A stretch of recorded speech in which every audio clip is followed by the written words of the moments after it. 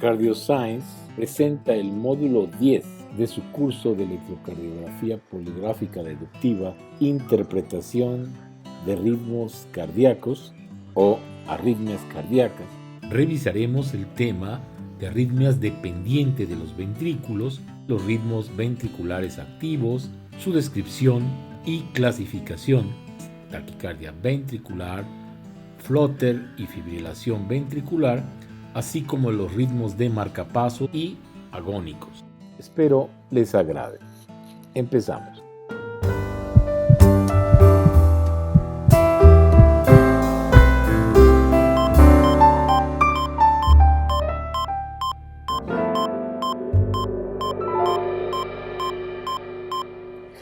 En la clasificación general de las taquiarritmias hay dos importantes grupos: las taquicardias ventriculares y las taquicardias supraventriculares. Las taquicardias ventriculares pueden ser confundidas con taquicardias supraventriculares que cursan con trastornos en la conducción intraventricular y por lo tanto tienen QRS anchos, principalmente la fibrilación, el flutter o la taquicardia auricular, en donde previamente existía un bloqueo en la conducción, como un bloqueo de rama derecha o izquierda. Pueden simular una taquicardia ventricular. También las taquicardias en donde participan vías accesorias que generan ensanchamiento del QRS, así como las taquicardias reentrantes con QRS ancho previo. Por lo tanto, la taquicardia ventricular debe tener diagnóstico diferencial con otras taquicardias con QRS ancho. En general, las taquicardias con QRS ancho pueden ser debidas a ectopia ventricular, a taquicardia por vía accesoria y a taquicardia supraventricular con aberrancia. La ectopia ventricular puede generar taquicardia ventricular por cardiopatía y taquicardia ventricular asociada a fármacos o disautonomía. La taquicardia por vía accesoria habitualmente es una taquicardia auriculoventricular antidrómica. Y las taquicardias supraventriculares con aberrancia serían aquellas que presentan bloqueo de rama previo o aberrancia dependiente de frecuencia. También se debe considerar a la taquicardia mediada por marcapaso un diagnóstico diferencial dentro de las taquicardias con QRS ancho.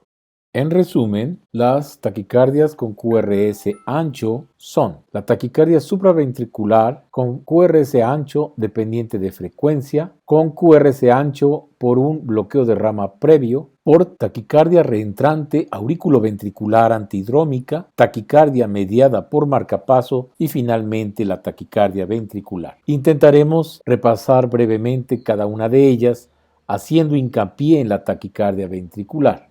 Es muy importante que frente a una taquicardia con QRS ancho, siempre se tiene que asumir que estamos ante una taquicardia ventricular.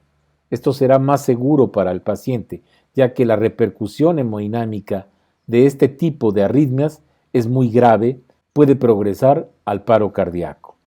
Ante la evidencia de un cuadro de taquicardia, electrocardiográficamente tenemos inicialmente que determinar si está presente o ausente la onda P.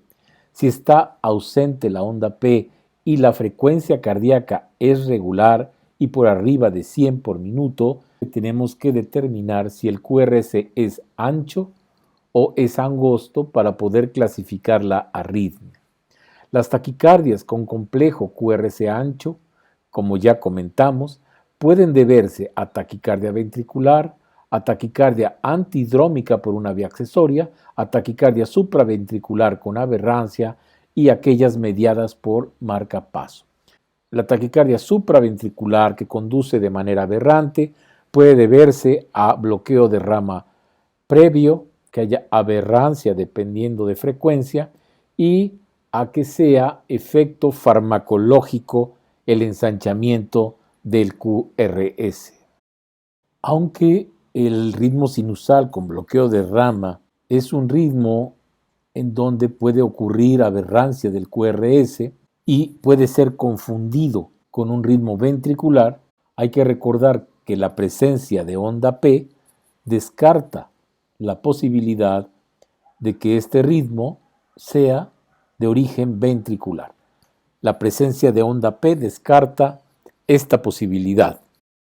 En el caso de fibrilación auricular con bloqueo de la rama preexistente, se descarta taquicardia ventricular porque en la fibrilación auricular es una arritmia arrítmica, o sea, el intervalo RR es variable, no así en la taquicardia ventricular, donde es una arritmia rítmica, aunque no exista onda P.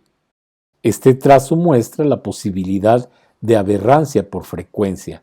Los tres primeros latidos son normales, QRS no ancho, y después de un intervalo RR prolongado, el siguiente latido se encuentra con aberrancia del QRS, o sea, es un QRS ancho.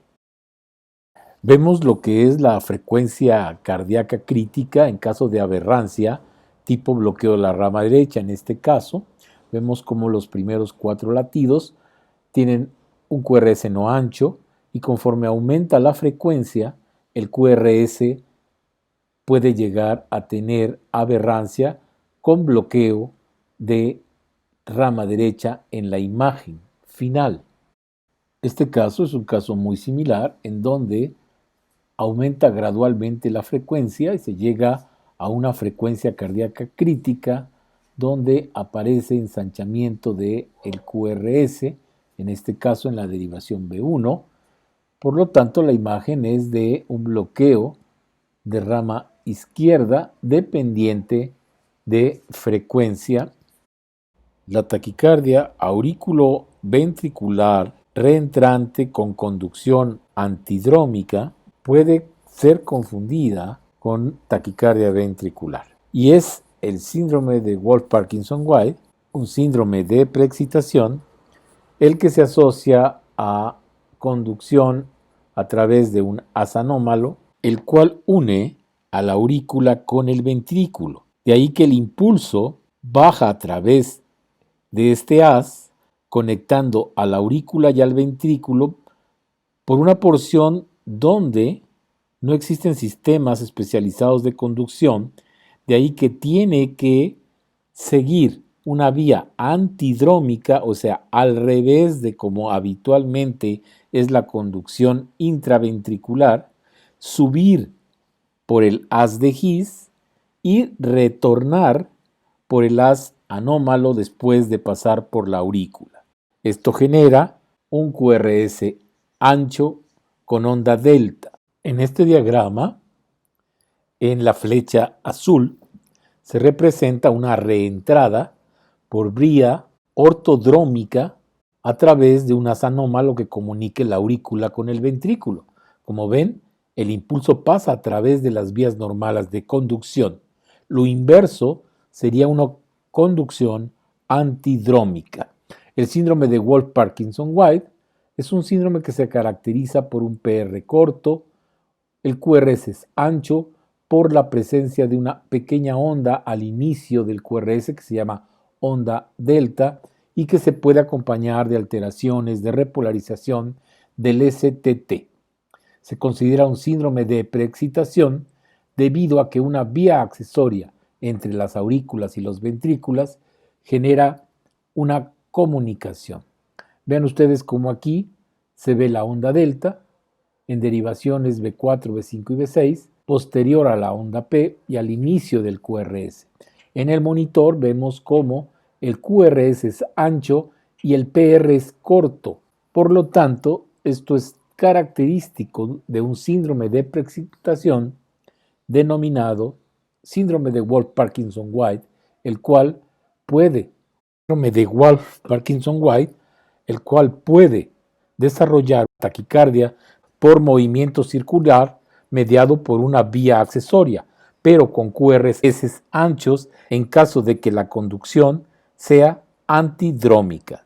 En este caso se puede ver la secuencia de una reentrada por vía ortodrómica que inicia con una extrasístole supraventricular que bloquea al nodo auriculoventricular y desciende por la vía accesoria ese impulso, el cual asciende y estimula a la aurícula.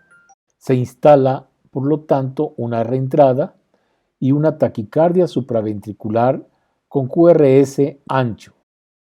En este otro ejemplo encontramos un ritmo regular con una frecuencia cardíaca de 150 latidos por minuto. El QRS es ancho, principalmente en las derivaciones de la cara inferior, D2, D3, ABF, por la presencia de una onda delta. Existe concordancia positiva porque en todas las derivaciones precordiales es positivo el QRS. Todo esto hace el diagnóstico de taquicardia por reentrada auriculoventricular antidrómica por una vía accesoria.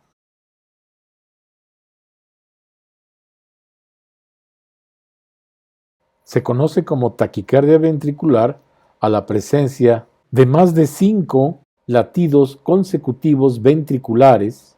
La importancia de este hallazgo es que esta arritmia puede progresar rápidamente en cuestión de segundos a aleteo ventricular y o directamente fibrilación ventricular, paro cardíaco y la muerte. La taquicardia ventricular es un ritmo activo caracterizado por la presencia de 3 o más latidos sucesivos originados por debajo de la bifurcación del haz de His.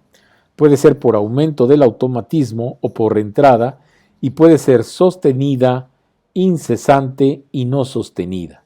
La incesante es prácticamente continua, la sostenida es aquella que dura más de 30 segundos o tiene un importante compromiso hemodinámico, y la no sostenida es aquella que dura menos de 30 segundos sin compromiso hemodinámico.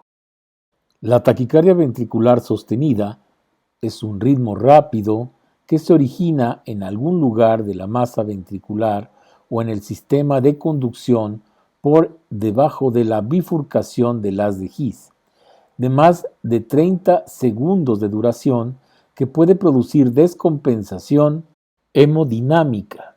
Los complejos QRS son anchos, mayor de 0.12 segundos, y la frecuencia cardíaca es mayor de 100 latidos por minuto, en la mayoría de los casos entre 130 y 220 latidos por minuto. Es monomorfa cuando los complejos QRS son iguales en todas las derivaciones y polimorfa cuando estos son desiguales y o con eje variable o cambiante. A su vez, la taquicardia ventricular sostenida monomórfica puede estar asociada a cardiopatía o puede no estar asociado a cardiopatía. Las cardiopatías que se asocian a este tipo de taquicardias es la isquémica crónica, la miocardiopatía dilatada, la enfermedad de Chagas, la enfermedad tóxica y otras por fármacos. Y la polimórfica se divide en aquellas con intervalo QT normal y con QT prolongado. Las de QT normal son básicamente la cardiopatía isquémica aguda, la miocardiopatía dilatada, enfermedad de Chagas y el síndrome de Brugada. Y con QT prolongado, este puede ser adquirido o congénito. Estas son las causas de taquicardia ventricular sostenida. La taquicardia ventricular no sostenida es una entidad con significado clínico importante por su relación con el desarrollo de taquicardia ventricular sostenida y muerte súbita. Sin embargo, como no todos los pacientes con taquicardia ventricular no sostenida corren ese riesgo, la identificación y el tratamiento correcto constituyen un desafío especial. La taquicardia ventricular no sostenida se define como la presencia de 3 o más latidos consecutivos originados en el miocardio ventricular o en el sistema de conducción intraventricular con una frecuencia promedio mayor de 100 latidos durante no más de 30 segundos. Es importante recalcar las principales etiologías de la taquicardia ventricular, como son el infarto agudo del miocardio, como secuelas de cardiopatía isquémica, las cardiopatías dilatada e hipertensiva, generada por fármacos, el síndrome de QT largo congénito o adquirido, la miocarditis, las alteraciones electrolíticas, metabólicas, hipóxicas, el estrés y hay taquicardia ventricular idiopática. Las características electrocardiográficas son una frecuencia superior a 100, habitualmente entre 140 y 220 latidos, morfología de los complejos anchos abigarrados de más de 120 milisegundos, con ondas T opuestas al QRS, el intervalo RR es regular y constante, el inicio de la taquicardia generalmente es a través de una extrasístole ventricular, hay disociación auriculoventricular y latidos de fusión. En este trazo vemos cómo después de 2 latidos normales inicia una salva de taquicardia ventricular de 9 latidos a partir de una extrasístole ventricular. Los QRS tienen la misma configuración, o sea, son monomórficas y tienen una conducción ventrículo auricular 2:1. Eso quiere decir que algunos impulsos del ventrículo llegan a progresar hacia las aurículas. Esto se ve como una onda P que deforma de manera 2:1 el segmento ST o la onda T de la extrasístole ventricular. Por lo tanto, es una taquicardia ventricular no sostenida monomórfica con conducción ventrículo auricular 2:1. Vamos a revisar cuáles son las características electrocardiográficas más importantes para la detección de taquicardia ventricular. Durante una taquicardia ventricular, la frecuencia cardíaca está entre 110 a 240 latidos por minuto. El ritmo cardíaco es regular, pero al inicio o al final del episodio puede ser un poco irregular. Para el análisis del QRS debemos analizar el eje eléctrico, la duración del QRS, la morfología en precordiales y la alternancia eléctrica, si aparece. Podemos además buscar la relación auriculoventricular en caso de que exista retroconducción de los impulsos ventriculares hacia la aurícula, importante en el análisis. Como en este caso, la presencia de taquicardia con QRS ancho en la QRS ancho en la derivación D2 es altamente sospechoso de taquicardia ventricular. Pero si además encontramos ausencia de complejos R grande, S grande en derivaciones precordiales, le denominamos concordancia positiva o concordancia negativa, es un dato típico de taquicardia ventricular. El análisis de eje eléctrico para el diagnóstico de taquicardia ventricular es indispensable.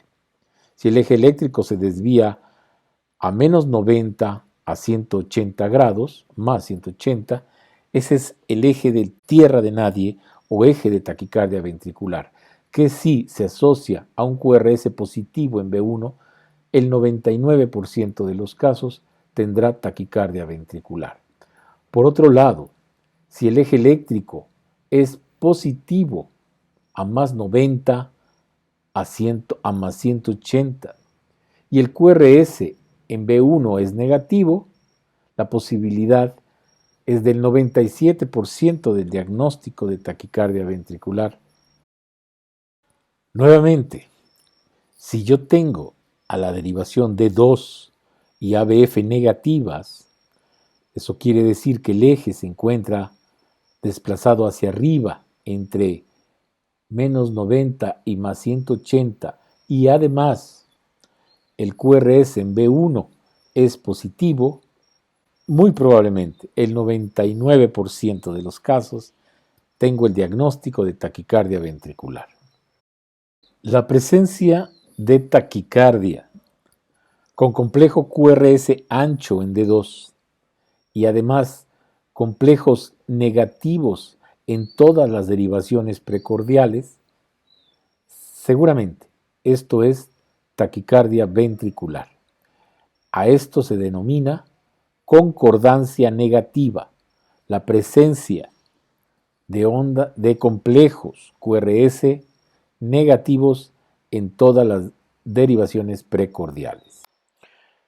Otro trazo en donde existe taquicardia con QRS ancho en D2 y en donde todas las derivaciones precordiales son positivas con ausencia de R grande, S grande.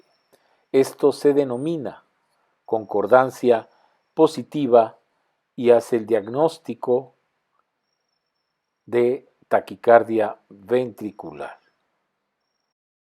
En este trazo observamos que en el curso de una taquicardia con QRS ancho y ritmo regular, de cuando en cuando aparecen latidos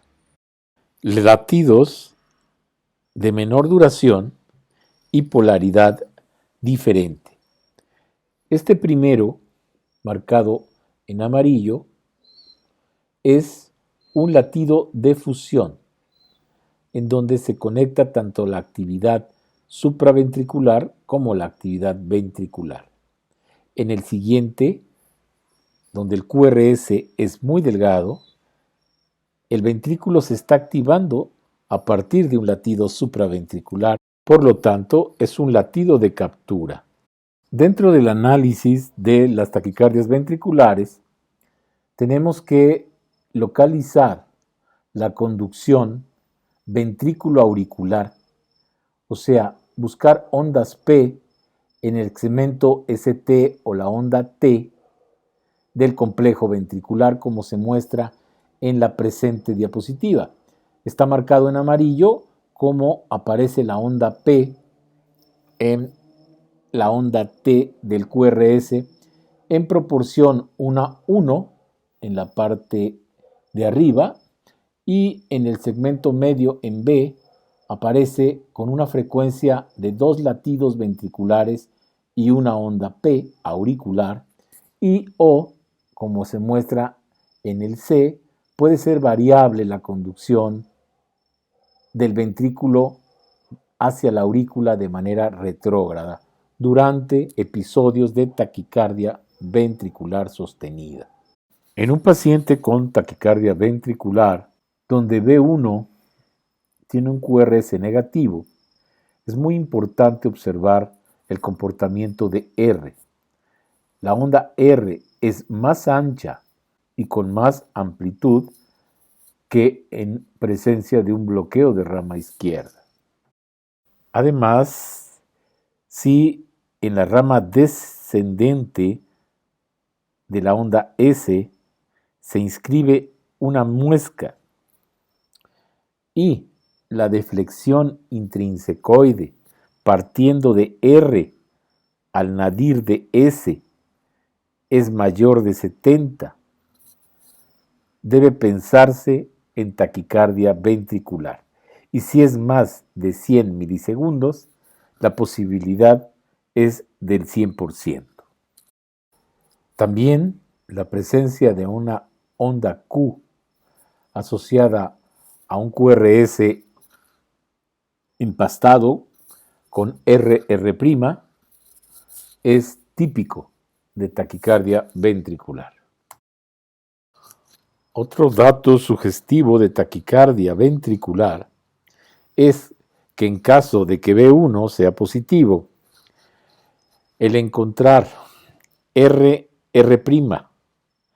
con una distancia que lo separe mayor a 0.04 segundos, es muy sugestiva de taquicardia ventricular. Y más aún, si la primera R es más grande que la segunda. Si a esto sumamos, viendo B6, que la onda R es menor en voltaje que la onda S, o sea que la relación R sobre S es menor a 1, la posibilidad de taquicardia ventricular es muy alta.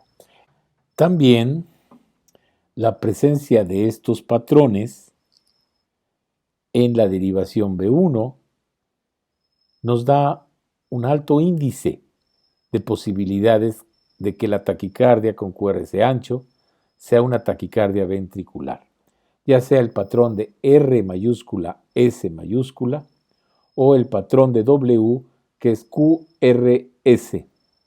Patrones que no se han visto en pacientes que no están cursando una taquicardia ventricular y por lo tanto son diagnósticos.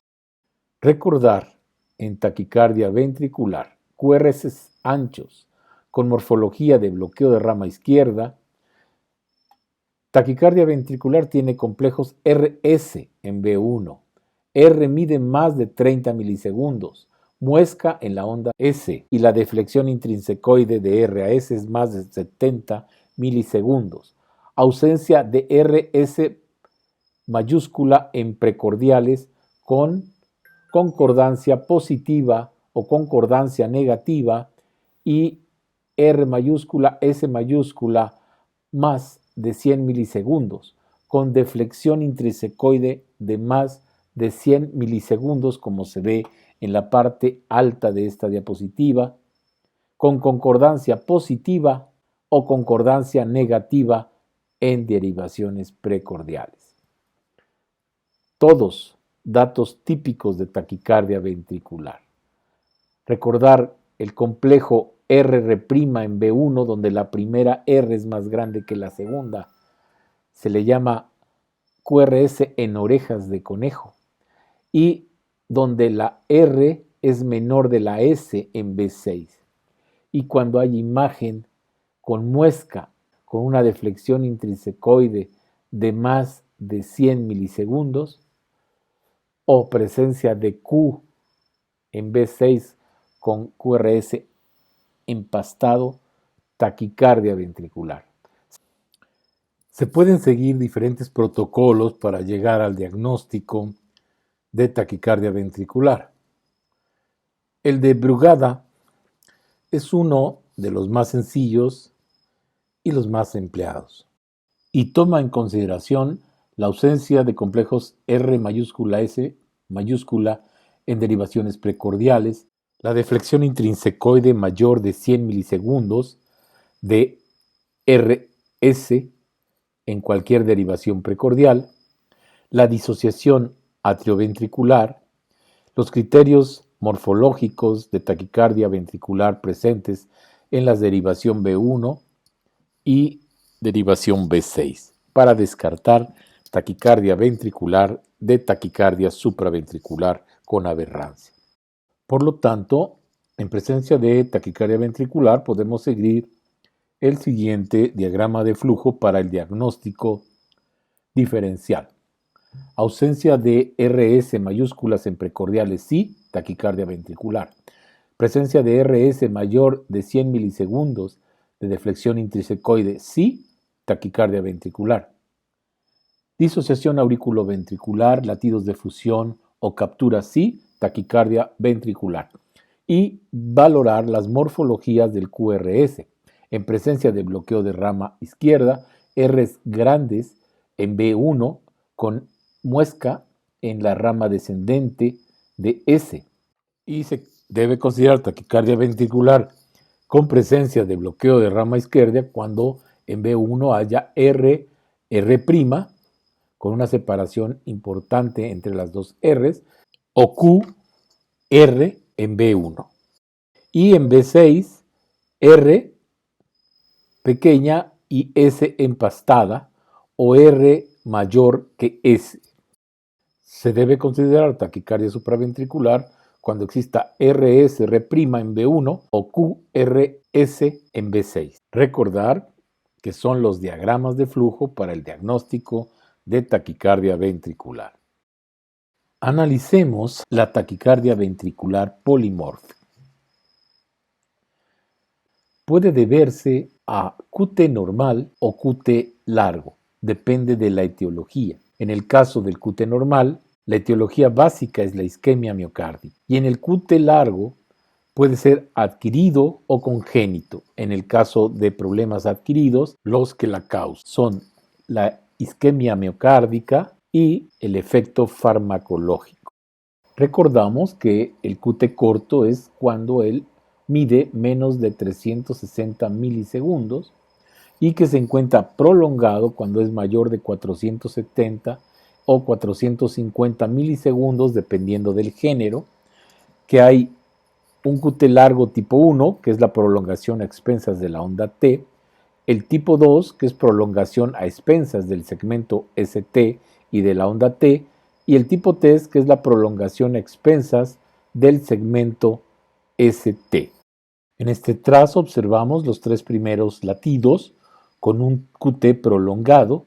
A partir de una extrasístole ventricular se genera una taquicardia ventricular polimórfica. Los primeros latidos son negativos, QRS anchos, negativos, posteriormente se vuelven isodifásicos hasta que finalmente son positivos, lo que habla de que el origen es diferente. Se puede decir que la apariencia es que rotan a través de la línea isoeléctrica. Esto es una taquicardia ventricular polimórfica del tipo taquicardia helicoidal o de torsión de puntas. Torsades de Points es una forma variante de taquicardia ventricular en la que la polaridad cambia periódicamente de positiva a negativa. El nombre significa torsión de los puntos. El ritmo es generalmente regular, pero puede ser irregular. Los complejos QRS son anchos, las ondas P son a veces identificables, pero no tienen relación con los complejos QRS. Es importante distinguir torsades de Points de la taquicardia ventricular, ya que el tratamiento es diferente. Torsades de Points se asocia a un largo intervalo QT. Agentes como la quinidina y la procainida pueden prolongar el intervalo QT y empezar la arritmia. Como hemos comentado, está favorecido por ritmos lentos, síndrome de QT largo y en el infarto agudo del miocardio. Puede también degenerar en fibrilación ventricular y muerte súbita. Como ya comentamos, se caracteriza por 5 a 20 complejos de QRS ancho que cambian su polaridad al rotar el eje del QRS sobre la línea isoeléctrica. Generalmente inicia con una extrasístole ventricular que cae sobre la onda T en presencia de un intervalo QT prolongado. El RR es irregular y la frecuencia ventricular va de 200 a 250 latidos por minuto. Generalmente en ritmo sinusal se encuentra un QT prolongado. Vean cómo torsades de Points o taquicardia helicoidal es una taquicardia ventricular polimórfica que se caracteriza por complejos QRS que dan la apariencia de estar torcidos alrededor de la línea isoeléctrica, de ahí su nombre. Esta sería otra representación gráfica de la taquicardia helicoidal. Vean ustedes cómo crece y decrece las ondulaciones del complejo QRS. Esta es una comparación de la morfología de la taquicardia ventricular en la parte superior y en la parte inferior la taquicardia helicoidal o de torsión de puntas. Es diferente, multiforma. El origen básicamente, como se ve en esta representación, es un impulso, es un foco ectópico que de manera sostenida estimula a partir del ventrículo y puede irse de manera retrógrada a las aurículas. Esta sería la representación en un monitor de la taquicardia ventricular, una taquicardia rítmica con QRS ancho, monomórfica. Nuevamente la representación de taquicardia, vean cómo existe actividad auricular en los puntos azules marcados por la flecha. Esta actividad auricular es estimulación retrógrada de la estimulación eléctrica a partir de los ventrículos. Por lo tanto, la taquicardia ventricular presenta disociación de la onda P, pero puede estar presente la onda P, la cual es una estimulación retrógrada a partir de los ventrículos. La frecuencia de la taquicardia ventricular, les recuerdo, de 100 a 200 latidos por minuto, lo cual también es una diferencia con respecto al flóter, la frecuencia. Vean la morfología en un monitor de una taquicardia helicoidal o de torsión de puntas. Es una arritmia grave que puede requerir en la mayoría de los casos cardioversión eléctrica. Un gráfico que compara ambas taquicardias ventriculares con QR ancho. Arriba helicoidal, abajo taquicardia ventricular.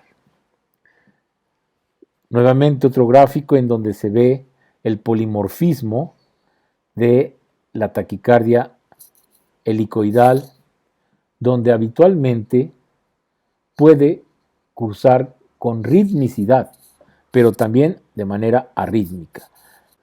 En este trazo observamos frecuencia cardíaca de 100 latidos por minuto, complejos QRS anchos, QRS positivo en B1, relación R pequeña S profunda en B6, o sea, R menor que S en B6, eje eléctrico en la zona de nadie o zona de la taquicardia ventricular, que es el diagnóstico en este caso.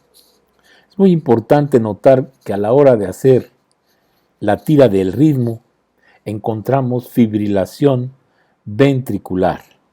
De ahí que el concepto es importantísimo, que frente a una taquicardia con QRS ancho, siempre se tiene que asumir que estamos ante una taquicardia ventricular. Esto será más seguro para el paciente, ya que la repercusión hemodinámica de este tipo de arritmias es muy grave, puede progresar al paro cardíaco. Etiologías que pueden generar estas arritmias. Observamos en este trazo elevación del STT en B1, B2, similar a lo llamado bloqueo de rama derecha atípico con un patrón en silla de montar, asociado a onda T negativa en las derivaciones B1 y B2 y ocasionalmente asociado a un PR prolongado, pero puede no estar presente. Este es el hallazgo típico del síndrome de Brugada, una canulopatía que puede relacionarse con la asociación de taquiarritmias con QRS ancho. Vean ustedes el caso en este trazo electrocardiográfico de un bloqueo completo de rama derecha atípico, patrón en silla de montar típico de Brugada, cómo desarrolla fibrilación ventricular primaria, la cual tiene una alta mortalidad. Les recuerdo que el síndrome de Brugada presenta elevación del ST en precordiales derechas de B1 a B3, prolongación del intervalo PR y QRS ancho mayor de 110 milisegundos con dos tipos diferentes de presentación. La tipo 1, elevación del ST en aleta de tiburón, y el tipo 2, con elevación del ST en silla de montar, y pueden desarrollar taquicardia ventricular polimórfica, fibrilación ventricular y muerte súbita. Una etiología muy importante de taquicardia ventricular, si no la más frecuente, es la cardiopatía isquémica. Aquí vemos un trazo en el contexto de un infarto agudo del miocardio, en donde se presenta taquicardia ventricular con retroconducción auricular. Pueden ver las ondas P en el ST de los complejos ventriculares 2A1.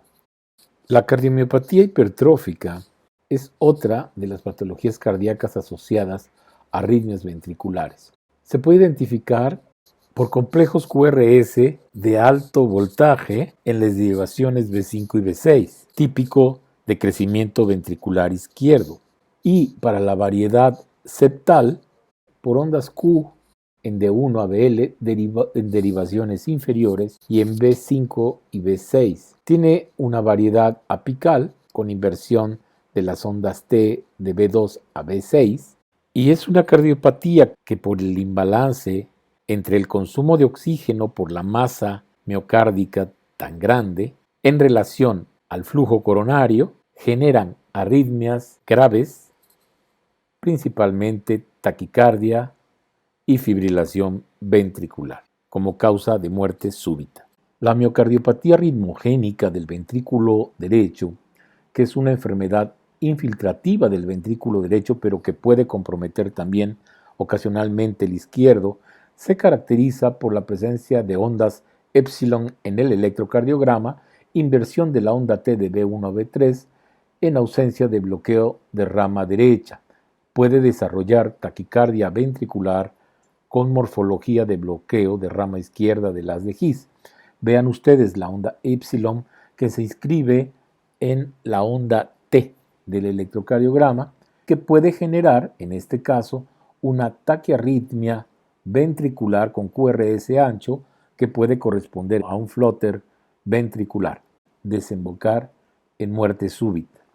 La taquicardia ventricular puede ser mediada por drogas, principalmente intoxicación por digital o por el uso de antiarrítmicos del grupo 1A y 3. También como causa de taquicardia ventricular están las alteraciones hidroelectrolíticas, principalmente las mediadas por hipercalemia y sobre todo asociadas a insuficiencia renal o al uso de medicamentos ahorradores de potasio, diuréticos, inhibidores de la ECA y los antihipertensivos receptores de angiotensina. Este es un ejemplo en monitor de una taquicardia ventricular sostenida, monomórfica, con una frecuencia de 145 latidos por minuto, rítmica, QRS ancho. Otro ejemplo en un electrocardiograma, vean, es positivo en B1, el QRS es ancho, hay cambios secundarios de la onda T, el eje eléctrico en la tierra de nadie, entre menos 90 y 180, nuevamente, taquicardia ventricular sostenida, QRS ancho, el eje eléctrico desviado hacia arriba. Otro trazo de taquicardia ventricular sostenida. Esta es una taquicardia ventricular no sostenida y finalmente se convierte y evoluciona a una taquicardia ventricular sostenida después de 2 o 3 latidos con onda P sinusal. Aquí vemos una taquicardia ventricular monomórfica sostenida después de 4 impulsos sinusales. Vean ustedes en la parte inferior el origen del impulso es ventricular y hay retroconducción hacia las aurículas, un complejo de taquicardia ventricular no sostenida de 8 latidos, rebasa los 5 latidos, por lo tanto sí es una carrera de taquicardia ventricular, el QRS es ancho y es rítmica, aparentemente. Termina con un escape. Nuevamente, una carrera de taquicardia ventricular a partir de un impulso aparentemente de un paciente que tiene colocado un marcapaso y posteriormente viene una carrera de taquicardia ventricular sostenida. Taquicardia ventricular sostenida monomórfica. Vean el ensanchamiento tan importante del QRS. Cuando la frecuencia cardíaca es menor de 100, es un ritmo idioventricular acelerado, no taquicardia ventricular. Este electrocardiograma muestra de base bradicardia sinusal con bloqueo de rama izquierda y de manera súbita se presenta taquicardia ventricular sostenida. ¿Qué es lo que debemos hacer en estos casos? En presencia de taquicardia ventricular sostenida con repercusión hemodinámica, sabemos que esta puede progresar a fibrilación ventricular y muerte, y más si hay repercusión hemodinámica en donde después de 5 segundos el paciente puede perder el conocimiento con contracciones musculares, convulsiones, relajación de esfínter, presencia de cianosis, alteraciones en la frecuencia respiratoria, con estertores, coma profundo, si pasan 2 o 3 minutos, muerte súbita. Lo que hay que hacer es conservar la calma y abordar al paciente con un protocolo ordenado y correcto.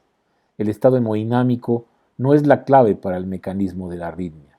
La inestabilidad hemodinámica solo significa que se debe de cardiovertir de inmediato, no que se está ante una taquicardia ventricular, ya que existen otras arritmias con QRS ancho que pueden tener repercusión hemodinámica importante.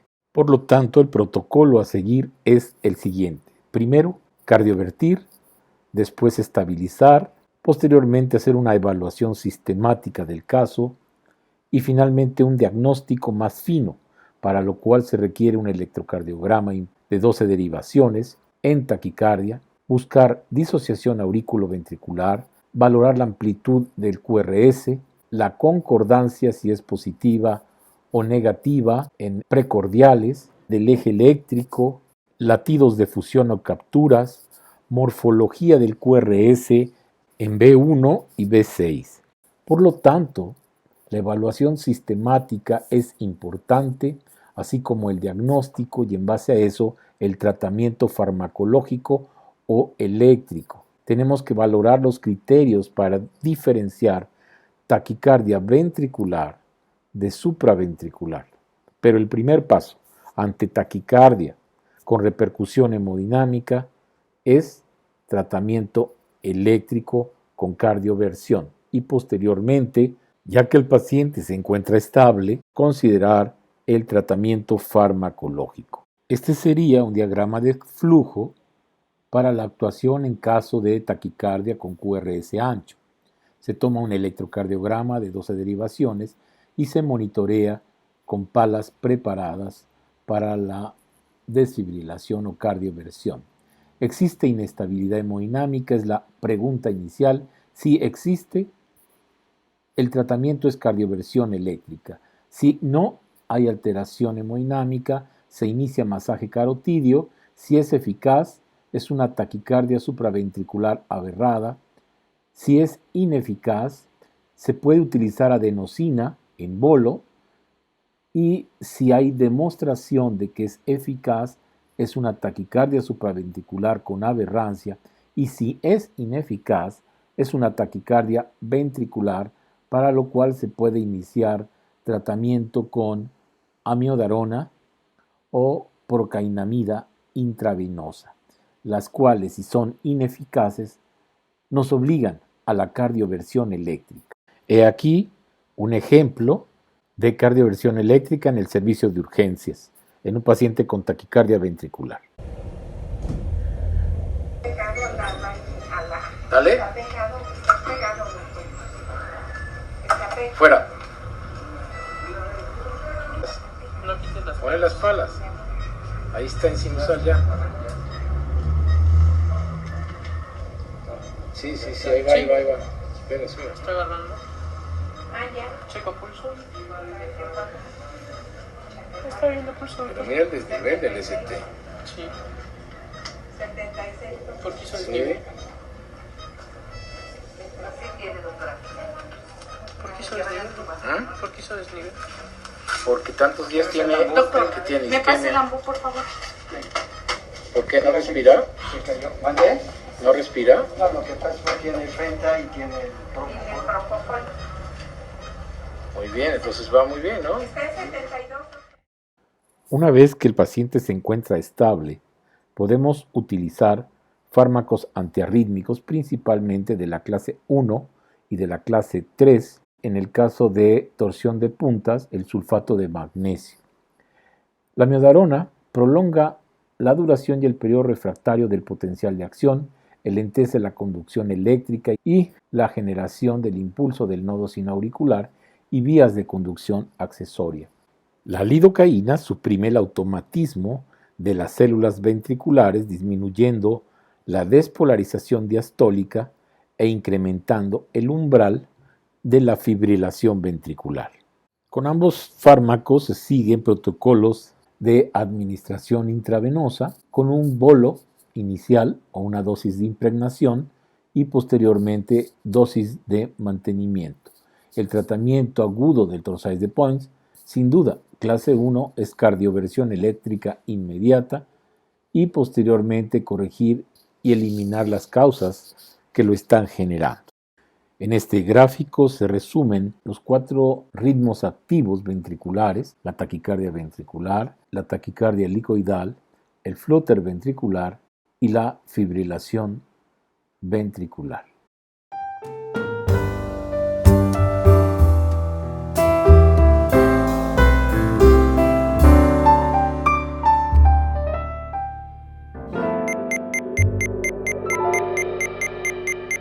El flúter ventricular es considerado, junto con la fibrilación ventricular, equivalente a paro cardíaco. Es debido a una descarga ectópica ventricular rápida y regular, que degenera con facilidad en fibrilación ventricular. El flúter ventricular es una taquicardia de QRS anchos a una frecuencia mayor de 250 latidos por minuto. Se diferencia de la taquicardia ventricular de complejos anchos en que la frecuencia de esta última es en general hasta no más de 200 latidos por minuto, y desde el punto de vista electrocardiográfico se caracteriza por amplias ondulaciones que se suceden con regularidad con una frecuencia mayor a 200 latidos por minuto, y por no poderse distinguir en estos complejos una clara onda P, complejo QRS u onda T, no se pueden diferenciar. Por lo tanto, el diagnóstico de flúter y su diferencia con la taquicardia ventricular radica más en la morfología de las ondas que en la frecuencia de la arritmia en sí. En este trazo, la frecuencia cardíaca aproximada es de 210 latidos por minuto, con complejos QRS anchos, en los cuales la transición entre los complejos QRS, la onda T y el ST es prácticamente imposible de diferenciar. Corresponde a un flúter o aleteo ventricular. Lo mismo ocurre en este trazo, en el cual, después de 5 latidos con ritmo sinusal, se presenta una extrasístole ventricular y a partir de esta, flúter ventricular, complejos QRS anchos, rítmico con una frecuencia mayor de 200 latidos por minuto, donde es difícil diferenciar la repolarización ventricular. Igual que la taquicardia ventricular, el flúter o aleteo ventricular se debe a un impulso de focos ectópicos ventriculares que disparan de manera repetitiva a alta frecuencia y que pueden producir conducción retrógrada, aunque en estos casos es más difícil que ocurran y no es visible en el electrocardiograma como en el caso de la taquicardia ventricular. Este es un ejemplo en monitor de un aleteo ventricular con una frecuencia de 250 latidos por minuto, una arritmia rítmica con QRS ancho donde no se puede definir la repolarización ventricular. Les muestro en este electrocardiograma de 12 derivaciones un caso de aleteo ventricular o flúter ventricular. Es típica la forma de las ondas, el QRS ancho con una frecuencia arriba de 200 por minuto. Otro gráfico que demuestra la morfología del aleteo ventricular, en donde no podemos diferenciar el ST, la onda T, del QRS. Flutter o aleteo ventricular.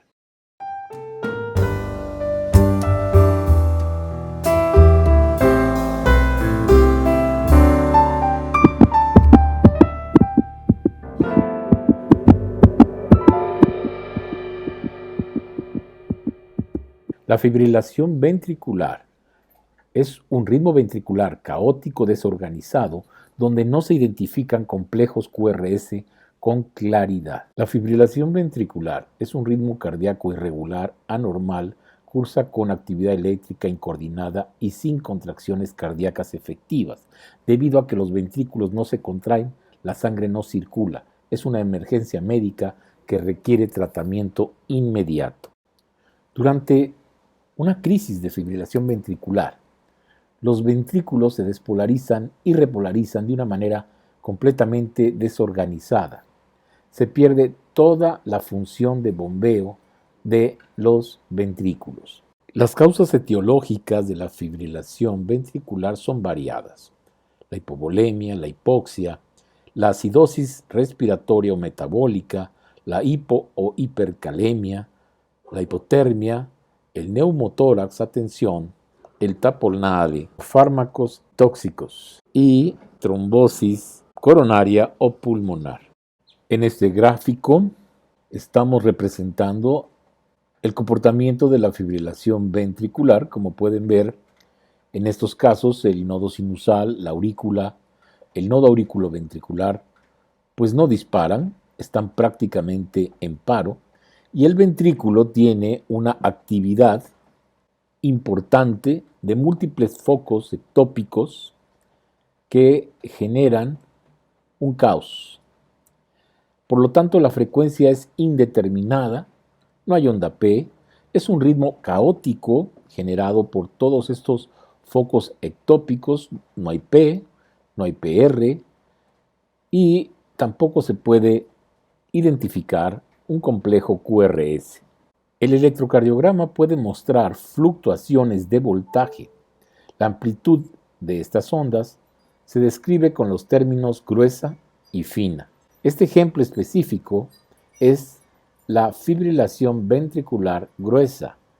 La fibrilación ventricular equivale a un ritmo de paro cardíaco.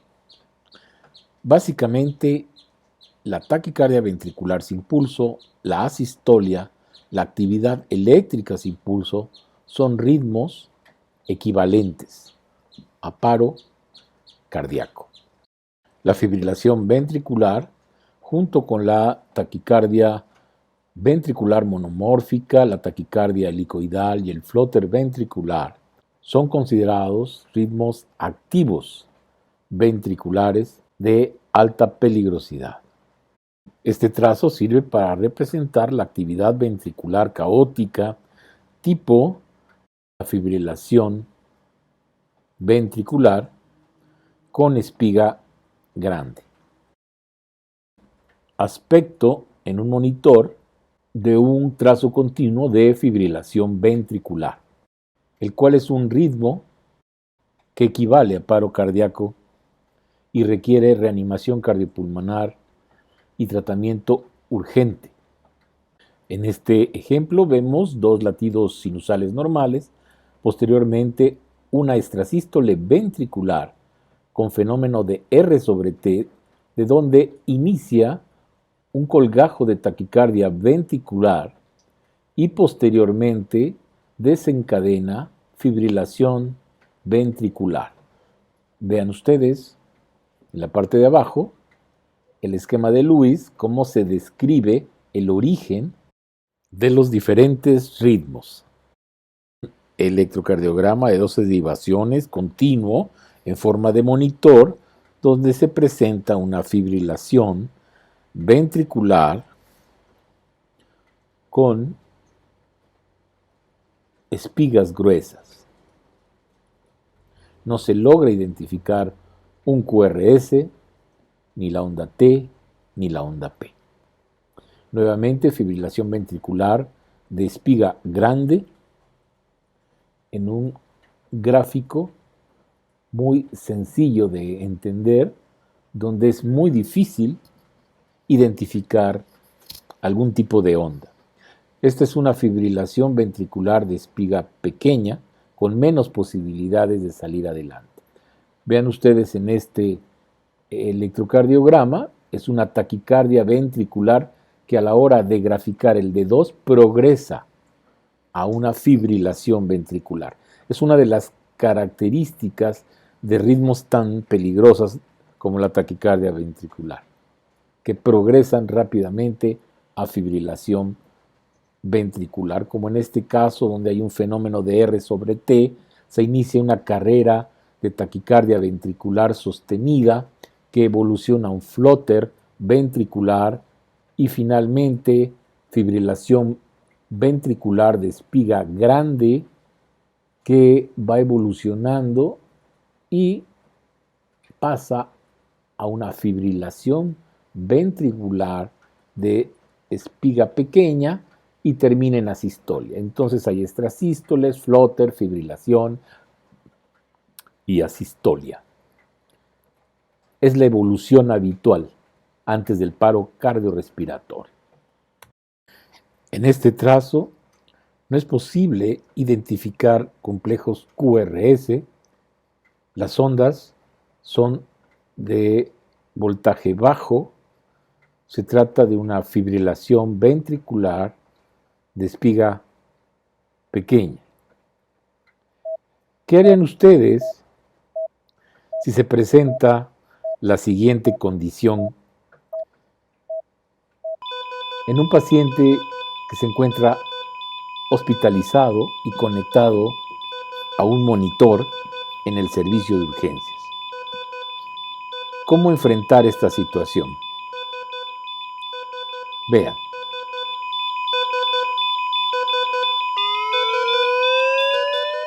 En este momento se realiza una desfibrilación con 360 joules de energía. En caso de que el desfibrilador sea bifásico, se recomienda una dosis inicial de 120 joules, pudiendo incrementar progresivamente. En el caso de que sea monofásico, 360 joules. Las drogas apropiadas en estos casos son epinefrina, amiodarona y lidocaína. Se inician maniobras de reanimación cardiopulmonar que incluye el masaje cardíaco con ventilación mecánica, con un protocolo que incluya periodos de 2 minutos de RCP que alterna con descarga y revaloración del ritmo. Si después de iniciado la descarga no se consigue mejoría del ritmo, se puede valorar la administración de vasopresores y si después de utilizarlos no se consigue la restauración del ritmo, considerar el uso de antiarrítmicos y descargas eléctricas consecutivas. Existen algoritmos muy bien definidos para pediatría y para pacientes adultos para la desfibrilación de taquicardia ventricular y fibrilación ventricular, así como paro cardiorrespiratorio. Estas son guías internacionales que deben actualizarse periódicamente y debemos seguir al pie de la letra para evitar cometer errores. Durante el proceso de reanimación cardiopulmonar es importante identificar y tratar las causas etiológicas del cuadro. La fibrilación ventricular tiene una alta mortalidad.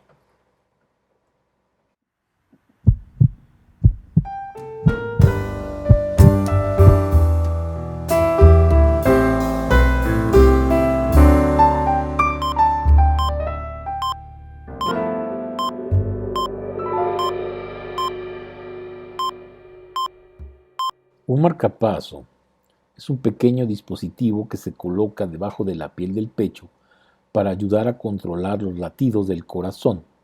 se utiliza para hacer que el corazón lata de manera más regular, sobre todo si hay bradiarritmias. La implantación de un marcapaso en el pecho requiere de un procedimiento quirúrgico. Es operado con pilas que percibe los latidos del corazón y que cuando éste late de manera lenta envía una señal la cual hace que el ritmo sea el correcto. Los marcapasos permiten que las personas tengan una vida normal y existen varios tipos de marcapasos. Su vida actualmente es hasta de 15 años antes de poder cambiar la pila. Los marcapasos pueden ser marcapasos unicamerales, bicamerales o tricamerales. El unicameral es el que envía los impulsos básicamente a una sola cámara, habitualmente el ventrículo derecho. El marcapaso bicameral o de doble cámara lleva impulsos eléctricos al ventrículo derecho y a la aurícula derecha para ayudar a controlar el tiempo de las contracciones entre las dos cámaras y que haya sincronía. Y los marcapasos tricamerales se utilizan para la sincronía entre la aurícula derecha, el ventrículo derecho, y entre los dos ventrículos se utiliza principalmente para pacientes con insuficiencia cardíaca.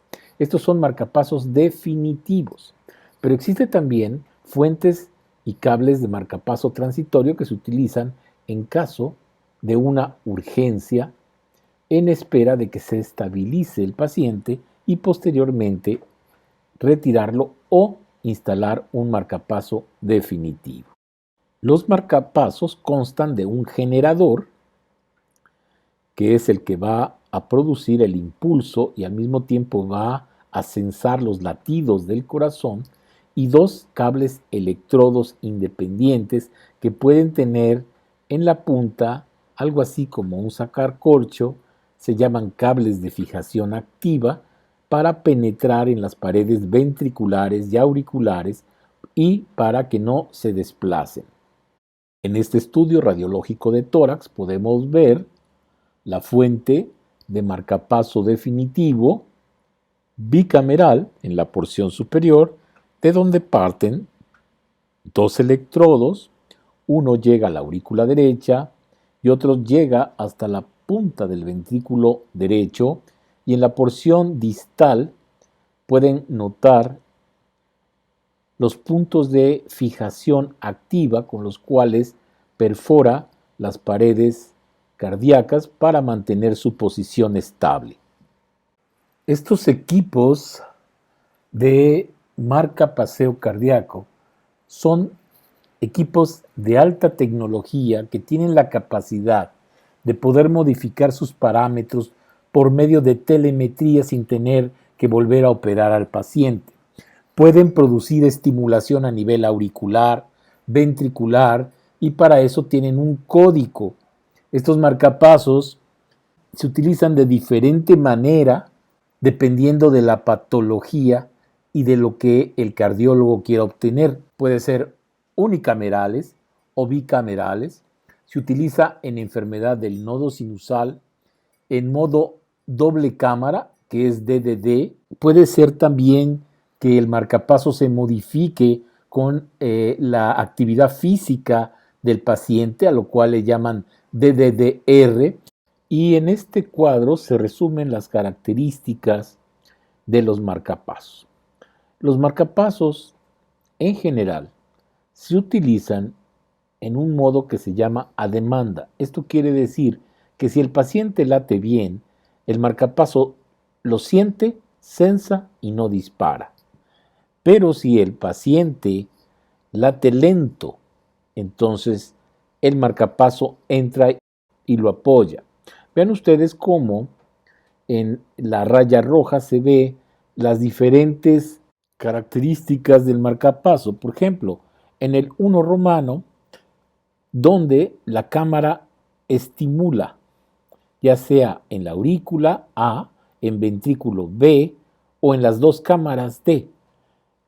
En el número 2 romano, la cámara en donde se detecta la actividad, ya sea que la detecte en dos cámaras, en el ventrículo o en la aurícula.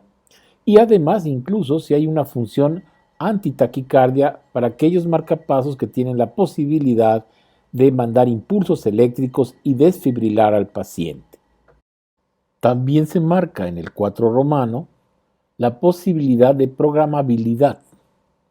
O sea que la programabilidad se refiere a telemetría, si es programable, si es multiprogramable, y esto le da mayor elasticidad al médico para poder tratar al paciente sin tener que reoperarlo. Se utiliza en enfermedad del nodo sinusal en modo doble cámara, que es DDD. Puede ser también que el marcapaso se modifique con la actividad física del paciente, a lo cual le llaman DDDR. En el bloqueo auriculoventricular es muy importante mantener la sincronía auriculoventricular para evitar que el paciente caiga en insuficiencia cardíaca. De ahí que los marcapasos actuales son doble cámara principalmente para lograr evitar la insuficiencia cardíaca y un mejor estilo de vida. Aquí vemos un paciente con un marcapaso bicameral, se ven dos espigas, y en el marcapaso unicameral nada más se ve una espiga antes de un QRS ancho. Es la diferencia más importante entre un marcapaso bicameral y unicameral. Una sola espiga o dos espigas, ya que el bicameral estimula tanto la aurícula como el ventrículo y evita la asincronía auriculoventricular y la insuficiencia cardíaca. Por lo tanto, el ritmo de marcapaso, que es un ritmo ventricular, se comporta con un QRS ancho que va precedido de una o dos espigas y que se encuentra activado cuando el paciente presenta ritmos abajo de lo que se programó en el momento de la instalación o cuando se ajustó por telemetría la respuesta del marcapaso.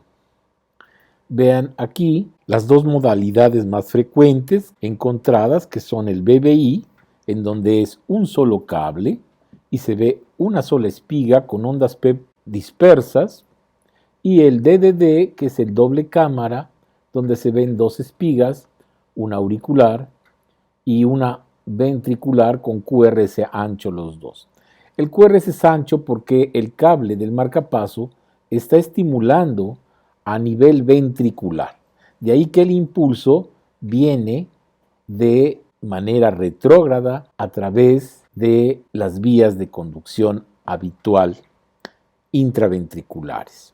Por lo tanto, el ritmo del marcapaso, la frecuencia pues va a depender de la que tenga el paciente y que alterna con el marcapaso, y si no tiene el paciente ritmo arriba del establecido, pues el ritmo será rítmico y del marcapaso. Si entra el paciente, va a ser un ritmo irregular que alterna el ritmo del marcapaso con el del paciente. Aquí vemos un marcapaso unicameral, BBI, en donde solamente hay una espiga, el QRS es ancho y el 100% de los latidos es conducido por el marcapaso. No está alternando con el ritmo del paciente. Por lo tanto, en este caso, es un ritmo rítmico, porque está ganando el marcapaso a la frecuencia del paciente. Si el paciente aumenta su frecuencia y le gana el marcapaso, será arrítmico. Nuevamente, un marcapaso BBI con un solo electrodo unicameral. En cambio, en esta gráfica pueden notar un QRS ancho que es precedido con dos espigas. Eso es un marcapaso bicameral Esto se replica en este trazo donde se ven QRS anchos precedido de dos espigas. Aquí vemos cómo cuando la onda P es estimulada normalmente en la aurícula, la sigue la espiga del marcapaso, o sea, es un bicameral que sigue al paciente. Cuando hay onda P, late. En cambio, aquí vemos cómo hay un BBI donde hay espigas, pero la onda P no es seguida por el marcapaso. En este trazo de monitor vemos cómo entra un latido normal con onda P y después un ritmo de marcapaso. Sería algo similar a un escape ventricular. Un latido normal y un ritmo de marcapaso parecería bigeminismo ventricular. En este caso vemos como hay una espiga de un marcapaso unicameral que alterna con una disociación auricular por la presencia de P's. Y aquí nuevamente un marcapaso unicameral. Vemos la espiga del que precede al QRS ancho en el 100% de los latidos. Un ejemplo de marcapaso bicameral, noten las dos espigas que preceden al QRS ancho. Nuevamente, un marcapaso bicameral que conduce en el 100% de los casos. Ocasionalmente pueden ver una sola espiga porque la aurícula responde. En este gráfico pueden observar latidos de fusión y latidos de captura, son los que tienen QRS no ancho y los demás tienen una espiga previa y el QRS es ancho, que son de marcapaso unicameral. Nuevamente, latidos de fusión y captura por un marcapaso BBI unicameral, cuyo impulso inicia en el ventrículo derecho. En este caso es un marcapaso bicameral. Vean las dos espigas que preceden al QRS ancho, lo cual quiere decir que activa tanto la aurícula como al ventrículo. La falla de marcapaso, o más bien dicho, la falla de captura de marcapaso, se produce cuando el marcapaso no despolariza el miocardio. En un trazo de ritmo, esto se puede observar como impulsos de marcapaso o picos que no son seguidos por las ondas QRS anchas o las ondas P en el caso de ser auricular. Nuevamente, si viene una espiga y después de la espiga no hay un QRS o una onda P, el marcapaso no está conduciendo y eso se llama falla de captura de marcapaso, lo cual se ejemplifica en el cuarto latido de este trazo. También puede verse una falla de marcapaso cuando después de una pausa no existe ninguna espiga. Quiere decir que el marcapaso falló en censar y en disparar un impulso cuando era requerido. Como se ejemplifica en este trazo, hay una falla de marcapaso. No está la espiga presente en el trazo. Este es otro ejemplo de falla de marcapaso. Se ve como vienen dos latidos, la espiga es normal, falla la espiga y viene un escape ventricular y entra un ritmo de escape ventricular. Esto es falla de marcapaso. Nuevamente, una espiga que no conduce, otra espiga que no conduce, falla de marcapaso.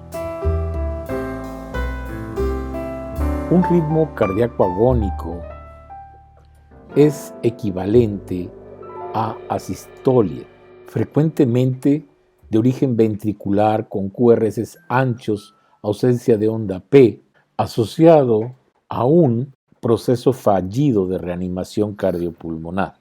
Las posibilidades más frecuentes son como se muestra en este diagrama, que no exista actividad del nodo auriculoventricular hacia la porción auricular.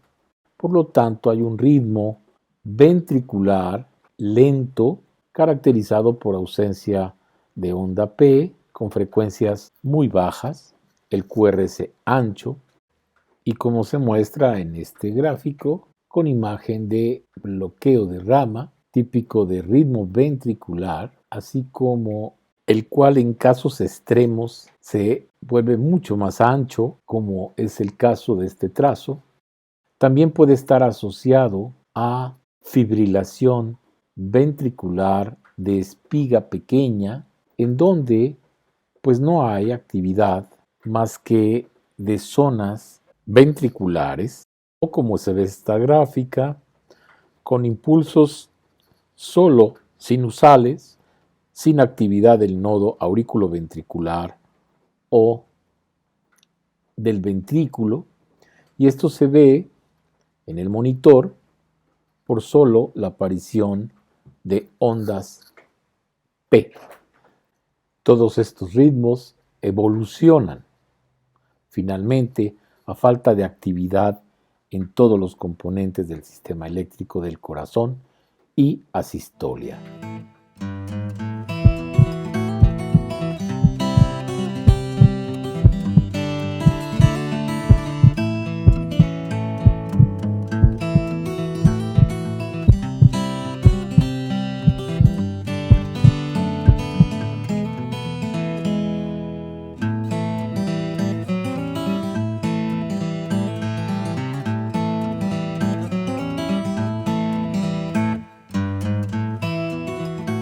Damos por terminado nuestro curso de identificación de ritmos cardíacos o arritmias. Esperamos que sea de utilidad para todos ustedes. Les recordamos que pueden dirigirse a nuestra página cardioscience.com.mx, donde tenemos apartados educativos para practicar los conocimientos que emanan del presente. Reciban un saludo cordial y mi agradecimiento. Gracias.